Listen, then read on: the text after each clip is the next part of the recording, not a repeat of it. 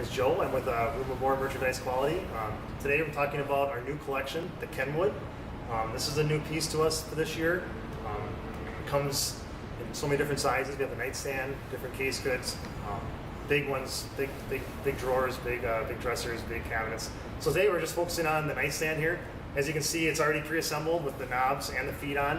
When it comes to you as a consumer, it's going to be already assembled like this. So first thing what we do in the warehouse is we're going to get this and attach these four legs on. They come with 3/4 inch screws we're going to attach. Big thing to do with that is we're going to make sure that this drawer is completely shut, just so it's flush all the way around with the piece. And so like I said, we're using a 10 by 3/4 screw. Feet come in natural steel or stainless steel, depending on what you select.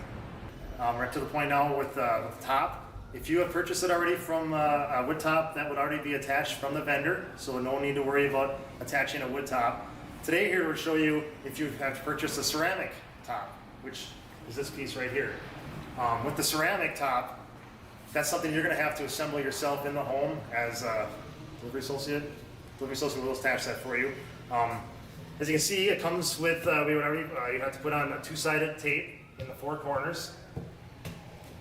And now Mike is going to demonstrate how to put the wedges on. As you can see, place these, stagger them out on each side.